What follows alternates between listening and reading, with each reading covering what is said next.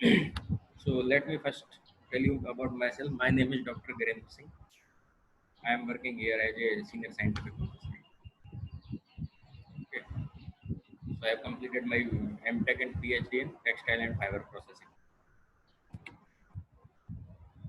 So now we will discuss about how to identify textile fiber. मतलब आपको कोई fibre दे दिया जाए तो हाउ विल यू आइडेंटिफाई वो कौन सा फाइबर है, नेचुरल है, सिंथेटिक है, नेचुरल में है तो नेचुरल में कौन सा है, प्रोटीन फाइबर है या सेलुलोजिक है तो उसमें कौन सा है, कॉटन है या जूट है या विस्कोस है. So it all we will discuss all of them. ठीक.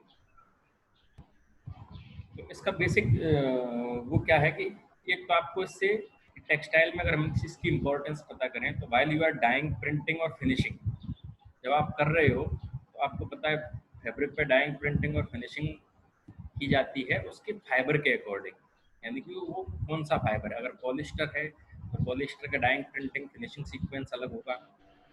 अगर आपका कॉटन है तो कॉटन का डाइंग, प्रिंटिंग, फिनिशिंग अलग टाइप से होगा. तो every fibre having own properties, own structure, according to that we decide its processing route कि कैसे आपको फाइबर प्रोसेस करना है. तो specially in the case of fabric, कि आपके पास एक फैब्रिक आ गया but you don't know the composition of that fabric, कि वो फैब्रिक किस फाइबर से बना हुआ है. हो सकता है वो ब्लेंड भी हो, कॉटन कॉटन प्लस पॉलिस्टर हो, कॉटन भी हो सकता है, सिर्फ पॉलिस्टर भी हो सकता है.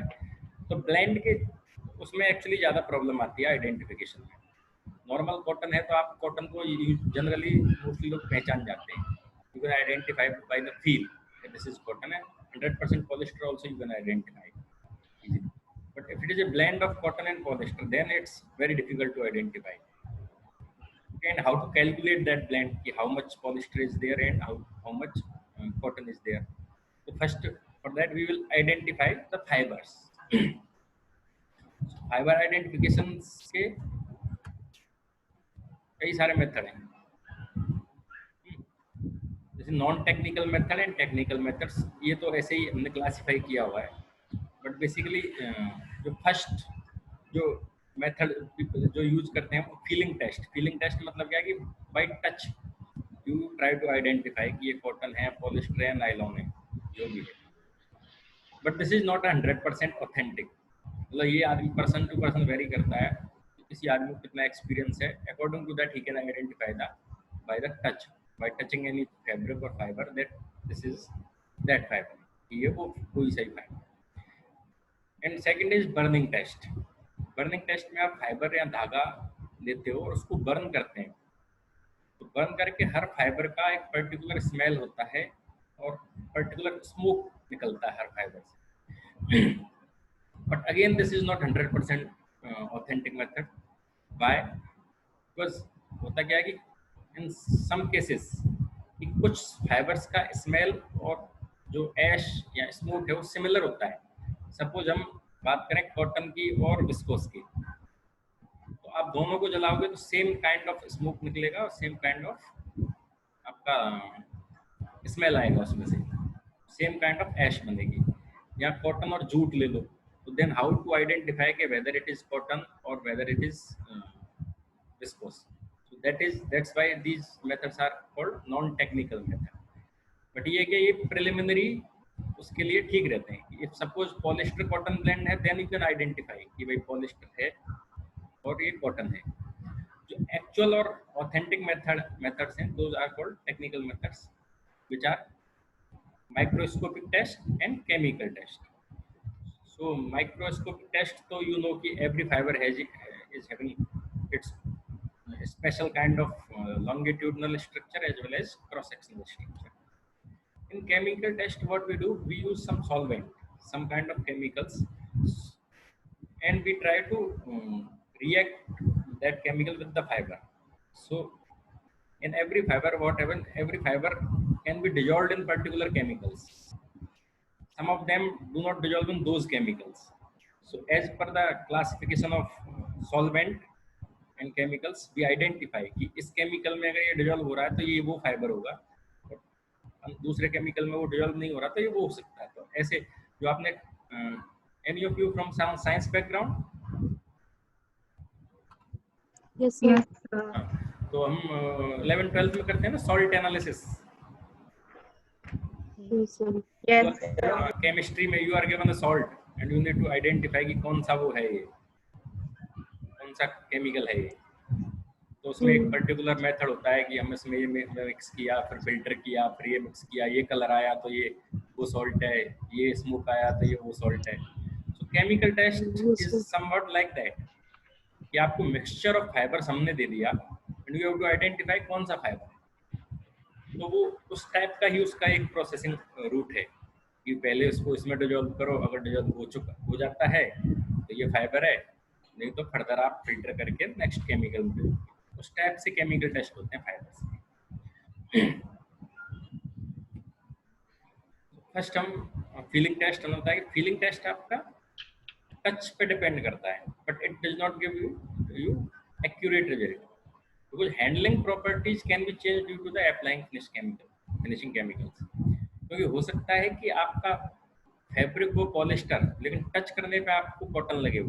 क्यों? क्योंकि उस पर इस टाइप की केमिकल फिनिशिंग दी गई है कि उसका फील चेंज हो जाता है। क्योंकि फैब्रिक का जो फील है we can alter that fabric feel by using finishing treatments, by using chemical finishes and mechanical finishes. तो इसलिए ये 100% आपको एक्यूरेट रिजल्ट नहीं देता है। रॉ फैब्रिक है आपका या ग्रे फैब्रिक है, उसमें आपको समवॉट फिर भी आप आइडेंटिफाई कर सकते हो।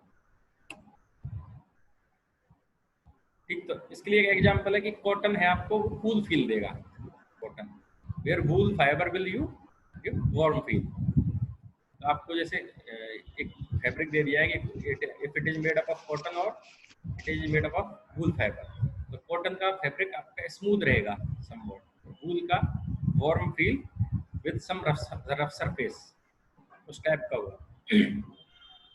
उससे आप आइडेंटिफाई कर सकते हो, but it is not 100% accurate. ये पर्सन टू पर्सन एक्सपीरियंस पे डिपेंड करता है। नेक्स्ट है आपका बर्न टेस्ट। ये every fiber shows different burning behavior, but it is difficult to identify fiber when it is blended yarn or fabric। मैंने बताया ना कि आपको जब ब्लेंड है तो थोड़ा मुश्किल है आइडेंटिफाई करना। इससे भी बर्न टेस्ट से, बर्न टेस्ट में क्या हम जला के देखते हैं। If it is a mixture of cotton and polyester तो it will give both the properties, cotton का भी देगा वो स्मेल और पॉलिस्टर का भी देगा। तो मिक्सचर में आपको आइडेंटिफाई करना थोड़ा मुश्किल होता है। हालांकि इसमें आइडेंटिफाई कर सकते हैं बर्निंग टेस्ट में अगर थोड़ा एक्सपीरियंस ठीक ठाक है तो, क्योंकि इसमें आपको दोनों वो देगा तो यू कैन आइडेंटिफाई कि कौन सा है। बट क्वांटिटी कितनी है किस कौन से फाइबर की, that you can not identify by using this method. उसके लिए आपको केमिकल मेथड पे ही जाना पड़ेगा कि कौन सा फाइबर उसमें कितना परसेंट है, जिसको ब्लेंड परसेंटेज या ब्लेंड रेशो बोलते हैं ना वो। बर्निंग बिहेवियर है कुछ कुछ फाइबर्स के। कॉटन का बर्निंग बिहेवियर कैसा होता है कि आप जानते हो कि cotton Burns quickly with yellow flame, ठीक है, और उसके बाद एक बार आग पकड़ लिया तो वो जलता रहता है। अच्छा, इसमें जो मेन वो है हाउ टू आइडेंटिफाई, उसका मेन है कि ये ऑर्डर और रेजिड्यू एस। तो कॉटन का जो ऑर्डर होता है वो होता है बर्निंग पेपर जैसा। वाई, कुछ रीजन पता है किसी को why cotton smells like a burning cellulosic paper? Fibre है। यस, हाँ, सेलुलोजिक फाइबर। सेलुलोजिक फाइबर है, बिकॉज आपका paper is also cellulose and cotton is also cellulose. तो इसलिए इसका जो वो है ऑर्डर है वो बर्निंग पेपर जैसा आता है। तो जितने भी सेलुलोजिक फाइबर हैं, आपका कॉटन है, लिनन है, जूट है, इवन विस्कोस है, तो इस सब का ऑर्डर आपका बर्निंग पेपर वाला आएगा। ठीक, सो ऐश की कैसी होगी, light soft grey in colour, black ash in case of mercerised cotton. अब वूल का क्या है कि wool is natural flame retardant, so it does not burn easily. ठीक, so it melt and curls away from the flame, मतलब जब आप flame से टच नहीं किया और दूर रखा है ना तो इट मेल्ट्स और उसमें कर्लीनेस आ जाती है। ऑलरेडी होती है वूल में कर्लीनेस, बट और ज़्यादा कर्लीनेस आएगी अगर आप फ्लेम पे से टच नहीं किया, आपने फ्लेम के पास रखा, हीट अप्लाई किया। Because it is natural flame retardant, so it burns slowly. ठीक है।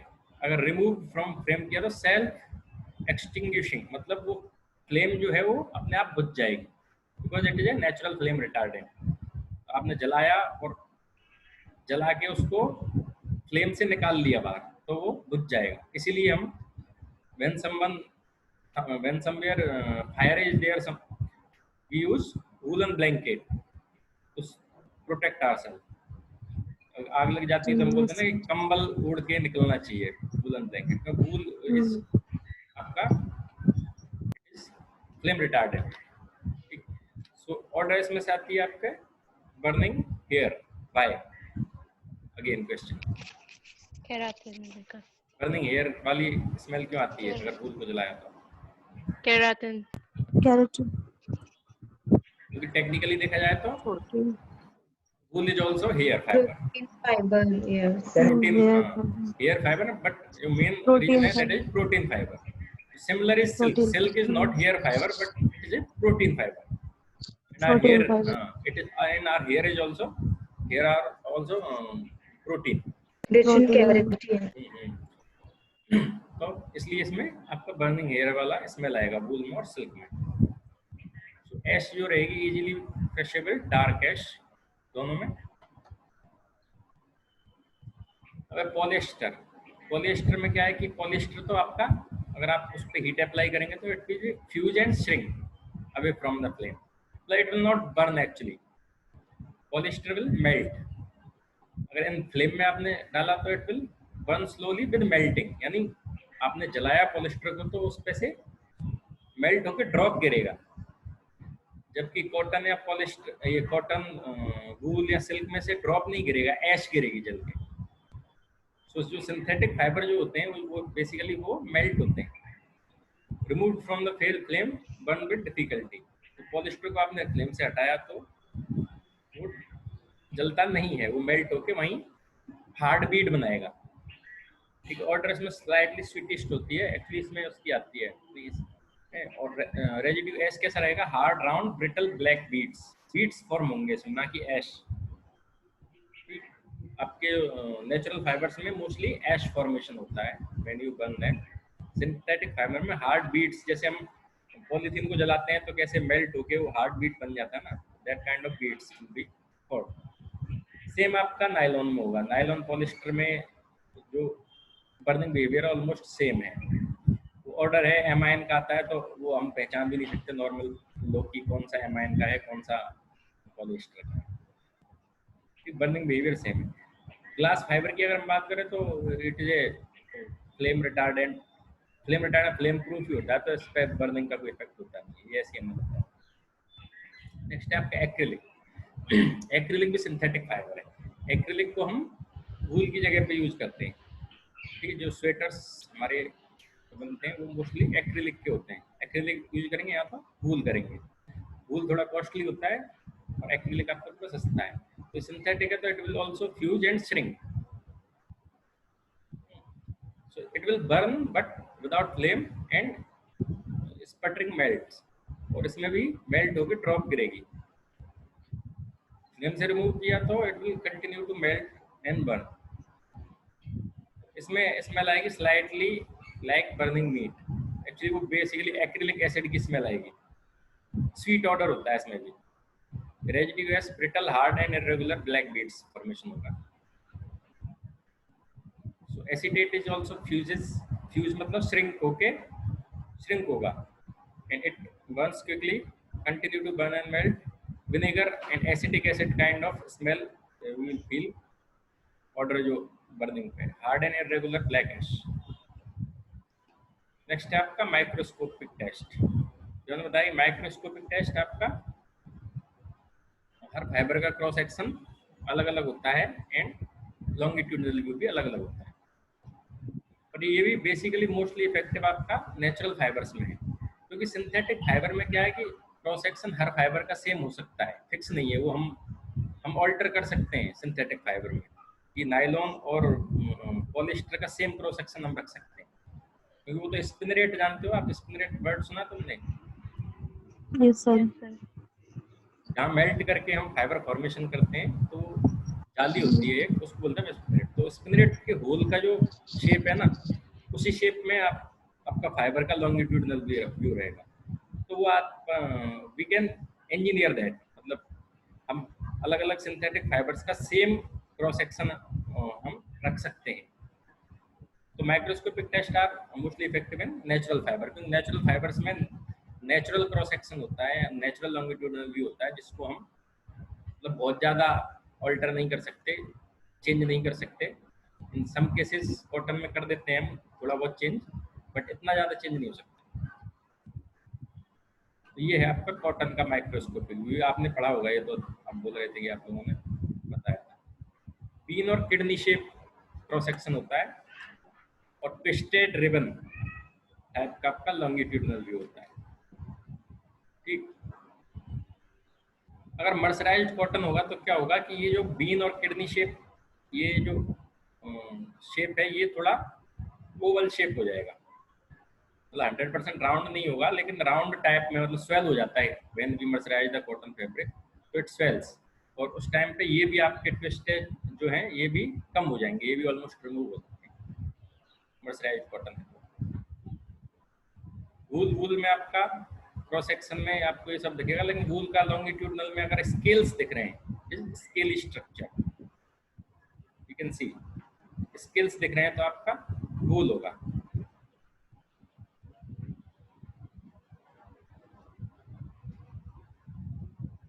सिल्क का ट्रायंगुलर होता है, ठीक है, जो क्रॉस सेक्शन है,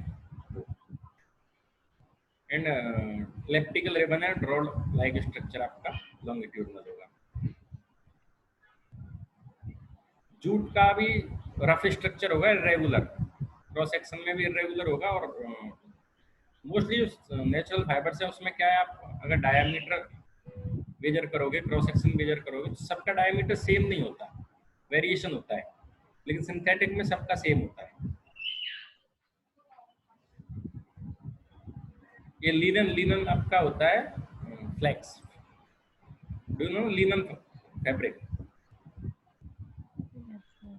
linen fabric is made up from flax fibre. इसका बैम्बू काइंड ऑफ आपका लॉन्गिट्यूडनल व्यू है, और इसका ये तो कुछ डिफाइन है नहीं, cross sectional view, cylindrical filament with fine pointed edges, तभी क्रॉस सेक्शनल कोई पर्टिकुलर है नहीं। रेयन आ गया आपका, it is not 100% synthetic, semi synthetic fibre, तो इसमें आपको फाइन लाइंस दिखती हैं एक तो, ठीक है, एंड इसका जो क्रॉस सेक्शन है दैट विल बी सर्कुलर, और जब आपको देखोगे तो लॉन्गिट्यूडनल व्यू, तो उसमें बीच में फाइन लाइंस भी दिखेंगी।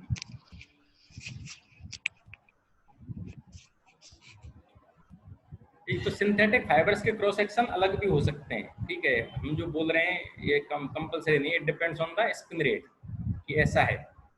एसीटेट का जो हम बता रहे हैं क्लोवर लीफ जैसा, तो ये डिफरेंट भी हो सकता है, depends on the what kind of spin rate we are using, which shape of holes are your spin rate is having.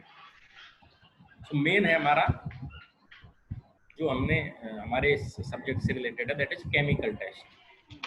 So it gives you most accurate results than the other identification methods. So chemical test is divided into two class, stain method and solvent method. तो mostly हम जो solvent method use करते हैं। Stain methods is applicable for those fibers which show this special behavior in acid and alkali. For example, acetate fiber changes to light green and orange color when acetic acid and sodium carbonate is used respectively. यानी acetic acid में अगर acetate fibre को आप touch करोगे या dip करोगे तो it will change its colour, ठीक, और सोडियम कार्बोनेट में आपने एसिटेट फाइबर को किया तो it will change its colour into orange. अब इसमें प्रॉब्लम क्या है कि हम जो बात कर रहे हैं ये भी क्यों इफेक्टिव कम है, ये है एसिटेट फाइबर, जब आपका एसिटेट फाइबर रॉ फाइबर है, यानी विदाउट एनी पिगमेंट और कलर नहीं है fibre, but if it has colour, acetate fibre ही मान लो पहले से ही ग्रीन कलर का है, you know how to we most of the, बहुत हम सिंथेटिक फाइबर्स को डाई करने का तरीका होता है कि हम फाइबर को ही डाई करते हैं, यानी at the time of spinning जो उसमें हम पिगमेंट ऐड कर देते हैं, आपके मोल्टन जो मास रहता है जिससे फाइबर बनेगा, तो पॉलीमर चिप्स में ही हम ऐड कर देते हैं बेसिकली कलर। तो यहाँ प्रॉब्लम वो आ सकती है। You identify, you use the stain method to identify the fiber. If fiber is colored, then it's difficult to identify. So finally, we go for solvent method, which is used in industry widely. ठीक, और यही आपका सबसे authentic और सबसे accurate method है. So different solvents are used in this method, and fiber can be distinguished for their different behavior in different solvent. Her fibre का अलग अलग सॉल्वेंट में अलग अलग बिहेवियर होता है। तो ये है आपके सॉल्वेंट्स बेसिकली। ठीक, तो ये आप मिक्स मत करना, मैं आपको वैसे बता देता हूँ। वेजिटेबल फाइबर्स यानी आपके सेलुलोजिक फाइबर। ठीक, सेलुलोजिक फाइबर के लिए सॉल्वेंट यूज होता है, वो होता है एसिड यूज होता है। Vegetable fibres are dissolved in acid. तो में से किसी का वो है, मेरा आवाज रिपीट होकर मुझे ही आ रहा है, मेरा आवाज यूट्यूब और वो आ रहा है।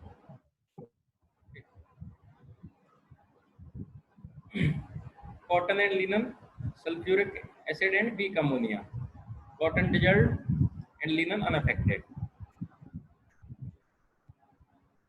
ठीक, और कास्टिक सोडा में भी क्या है, cotton remains white and linen turns to yellow. ये मिक्सचर की बात कर रहे हैं, फाइबर अलग अलग टाइप है। इसका पूरा डिटेल मेथड हम आपको बताएंगे, अगर कैसे मिक्सचर है, मिक्सचर ऑफ फाइबर है तो उसको कैसे हम ब्लेंड कंपोजिशन कैसे निकालते हैं। ये तो हम बेसिकली भी केमिकल बता रहे हैं। एनिमल फाइबर में आपके वूल और सिल्क आ गए। वूल और silk are protein fibres, they are dissolved in alkali. ठीक है, एल्कली में 5% NaOH में वो डिसॉल्व करते हैं। और वेजिटेबल फाइबर में आपका कॉटन हुआ, ये जूट हुआ, लिनन हुआ, ये सब वेजिटेबल फाइबर है, ये हम एसिड में डिसॉल्व करते हैं।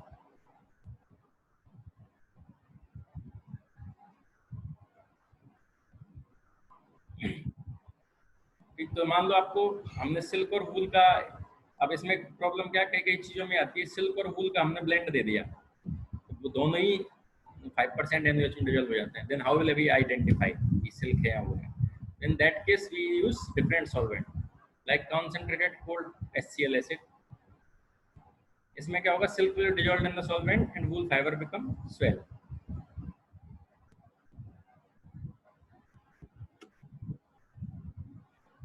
ये हम आपको अगले उसमें बताएंगे पूरा। रुको एक सेकंड, ठीक, दूसरा प्रेजेंटेशन है।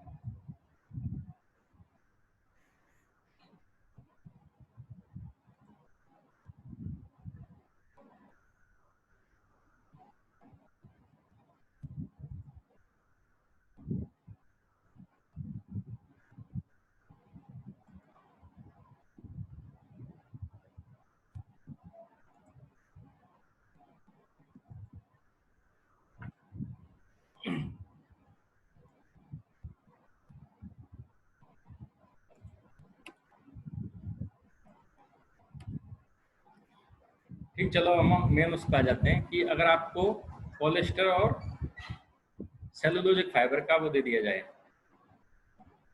ब्लेंड दे दिया जाए, तो उसको हम कैसे आइडेंटिफाई करेंगे, यानी कौन सा ब्लेंड कितने % है, हाउ विल मेजर दैट? तो उसका मेथड है binary mixture of polyester and cellulosic fibre, यानी पॉलिएस्टर कॉटन, पॉलिएस्टर विस्कोस और पॉलिएस्टर पॉलीजर से इस सब फाइबर्स का अगर मिक्सचर दिया जाए तो उसके लिए मेथड है IS 34161966। ये स्टैंडर्ड मेथड है ISO का। ठीक, तो इसको हम कैसे कैलकुलेट करेंगे कि कितना % कॉटन है उसमें और कितना % पॉलिएस्टर है? तो इसके लिए क्या है कि हमें पता है कि कॉटन किसमें डिसॉल्व होता है, 75% सल्फ्यूरिक एसिड में। Cotton is dissolved, cotton is dissolved in 75% sulfuric acid and आपका सिमिलर फाइबर कौन सा है कॉटन जैसा ही, जैसे सेलुलोज है वो विस्कोस भी है, तो viscous is dissolved in 60% of sulfuric acid. So what reagents we will use? We will use 75% sulfuric acid and 80 ml of ammonium hydroxide. ठीक है, in 1 liter water we will dissolve it and we will use this for neutralization. Procedure क्या है? We will have 0.5 gram oven dried weight of fabric, then acid mixture और 1 hour room temperature, यानी कि हम 75% sulphuric acid में 0.5 ग्राम oven dried wait fabric का लेके और उसको रूम टेम्परेचर पे 1 घंटे रखेंगे. उसके बाद हम उसको फिल्टर करेंगे through the glass crucible and we will wash it with water multiple times and then we will neutralise it with dilute ammonium hydroxide solution, then cold wash and oven dry. तो होगा क्या, इसमें जो sulphuric acid है उसमें आपका cotton है वो डिजोल्व हो जाएगा. ठीक है, कॉटन डिजोल्व हो जाएगा तो रिमेनिंग पार्ट क्या रहेगा, वो रहेगा आपका पॉलिएस्टर. तो वो हम percentage by weight we will calculate it. तो पॉलिएस्टर फाइबर कैसे रहेगा, ये फॉर्मूला है इसका. Polyester fibre is equal to oven dry weight और residue in gram divided by oven dry weight of specimen, ठीक है, इनटू 100. और डी है आपका करेक्शन फैक्टर. जो एफ है ये है आपका जो आपने डिजोल्व करने के बाद जो बचा आपके पास उसको आपने ओवन ड्राई किया उसका वेट, यानी final weight divided by initial weight into 100 और इनटू करेक्शन फैक्टर. ठीक, सो इससे हमें पता चल जाएगा कि पॉलिएस्टर का पार्ट कितना है, उसमें कितना percent polyester is there, remaining will be your cotton fibre.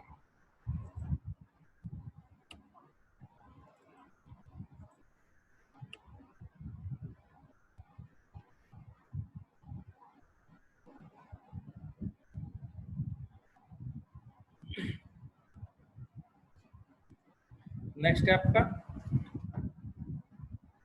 Binary mixture of cotton and regenerated cellulose fibre. So regenerated cellulose fibre क्या है आपका, वो है viscous rayon.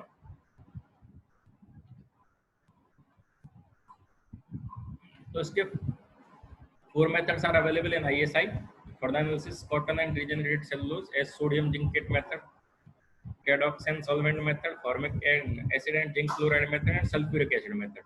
So out of the 4 methods, most common method is applicable in industry is sulfuric acid method. तो इसको ये method है IS 1889 part 4 1979. तो ये मेथड क्या है कि वहां पे आपके एप्लीकेबल नहीं है कि जहां पे कॉटन को एक्सटेंसिव केमिकल डिग्रेड किया गया, यानी एक्सटेंसिव केमिकल ट्रीटमेंट दिया गया कॉटन को, ना ही विस्कोस और क्यूप्रा अमोनियम एंड मॉडल फाइबर. ठीक, उसमें है जिसपे थोड़ा अलग टाइप का फिनिश दिया हुआ है, तो वहां पर ये मेथड एप्लीकेबल नहीं है. ये नॉर्मल प्रोसेस है, यानी आपका नॉर्मल कॉटन फैब्रिक है, नॉर्मल विस्कोस फैब्रिक है, वहाँ ये प्रोसेस आपका एप्लीकेबल है.